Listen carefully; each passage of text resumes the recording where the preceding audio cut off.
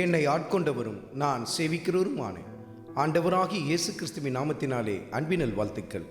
கிறிஸ்து இயேசுக்குள் மிகவும் பிரியமான அன்பு சகோதர சகோதரிகளே, நம் ஆண்டவர் இயேசு கிறிஸ்து இந்த பூமியில் மாமிசத்தில் இருந்த நாட்களில் நமக்கு எவ்வளவு முன்மாதிரியான ஒரு வாழ்க்கையை வாழ்ந்து காட்டினார் பாருங்கள். எல்லா விதத்திலும் நாம் அவருடைய அடிச்சுவடுகளை பின்பற்றி வர வேண்டும் என்பதற்காக எவ்வளவு மேலான மாதிரியை நம்முடைய வாழ்க்கையில் காட்டினார் பாருங்கள். அதில் மிக குறிப்பாக நாம் எப்படி ஜெபிக்க வேண்டும் என்பதற்கு அடையாளமாக மத்தேயு எழுதின சுவிசேஷத்தில் 26வது அதிகாரத்தில் 38வது வசனத்தை குறித்து கொண்டு தியானித்து பாருங்கள். அங்கு நம் ஆண்டவர் இயேசு கிறிஸ்து தன் சீஷர்களிடத்தில் ஒரு காரியத்தை சொல்லுவார். என் ஆத்துமா மரணத்துக்கு ஏதுவான துக்கம் கொண்டிருக்கிறது என்று சொல்லி அந்த இடத்தில் எழுதப்பட்டிருக்கிறதை நீங்கள் பார்க்க முடியும். மரணத்துக்கு ஏதுவான துக்கம் சாதாரண துக்கம் அல்ல, மரணத்துக்கு ஏதுவான துக்கம்.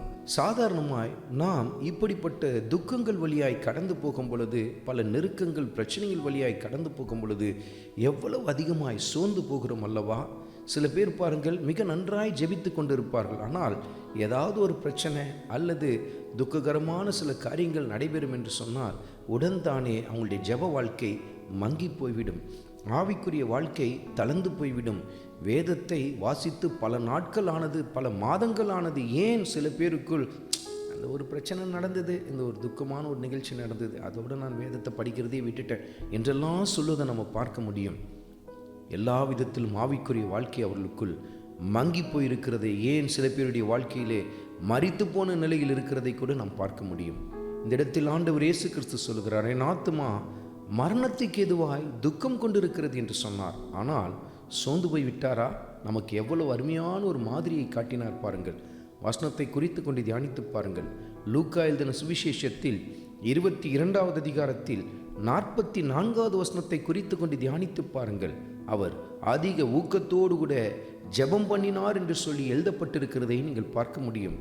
மரணத்துக்கு ஏதுவான துக்கம், ஆனால் ஆண்டவர் நமக்கு காட்டுகிற மாதிரி எப்படிப்பட்டது?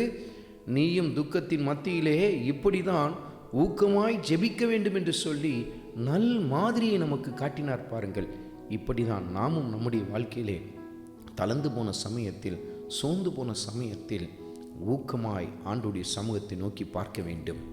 அருமையான மகனே, அருமையான மகளே, இதனால் வரையிலும் சோர்ந்து போய் பல சமயத்தில் உன் ஆவிக்குரிய வாழ்க்கை மங்கி போகத்தக்கதான காரியத்தை நீ செய்திருக்கலாம். நீ மனம் தளர்ந்த சமயத்தில், மரணத்துக்கு ஏதுவான துக்கங்கள் நிறைந்திருக்கிற சமயத்திலே அதிக ஊக்கத்தோடு கூட ஆண்டவர் இயேசு கிறிஸ்துவின் சமூகத்தை தேட ஆரம்பியுங்கள். அப்பொழுது கர்த்தர் தன்னுடைய ஆவியினால் உங்களை பலப்படுத்துவதை நீங்கள் உணர்ந்து கொள்ள ஆரம்பிப்பீர்கள். தன் வார்த்தையினால் உங்களோடு கூட இடைப்பட்டு உங்களை ஸ்திரப்படுத்துவதை நீங்கள் பார்க்க ஆரம்பிப்பீர்கள். பாருங்கள், அதிக ஊக்கமாய் ஆண்டுடைய சமூகத்தை தேட ஆரம்பியுங்கள். கர்த்தர் உங்கள் வாழ்க்கையிலே மகிமைப்படுவார். ஆண்டவராகிய இயேசு கிறிஸ்துவின் கிருபை உங்கள் அனைவரோடும் கூட இருப்பதாக. ஆமென்.